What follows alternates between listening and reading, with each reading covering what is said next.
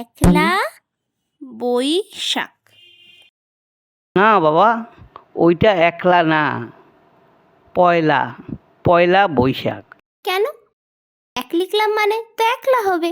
না মানে এককে একই বলে, কিন্তু এটা পয়লা বৈশাখ হবে।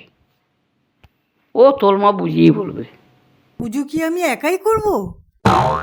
স্নানে যাবে না তোমরা? সেই সকালে উঠেছি, এতটুকু বসার জো পেলাম না, আর এরা এখানে বসে আছে। এই তো আমিও আমার নতুন জামা কই?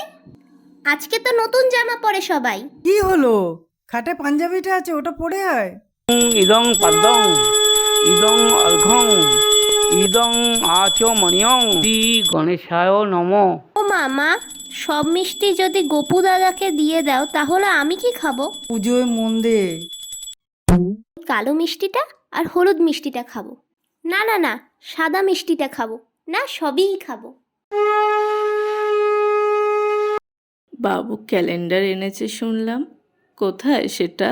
তো মা, টানানো আছে। এবারে ক্যালেন্ডারটা বেশ সুন্দর হয়েছে না মা? হ্যাঁ বৌমা, বেশ ভালো। মিষ্টির প্যাকেট কি গোছানো হয়ে গেছে? তাহলে দাও যাই।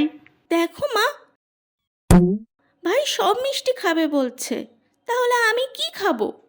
এত হিংসুটা কেন তুই? কোথায় বললাম সব খাবো? বললাম কালোটা, সাদাটা, হলুদটা আর কমলা মিষ্টিটা আমি খাবো। তাহলে বাকি আর কি থাকে? যা খাবি ভাগ করে খাবি, তাহলে ভালোবাসা বাড়ে। ঠিক আছে, আমি দুটো তুই দুটো। আরেকটা মাকে দেবো।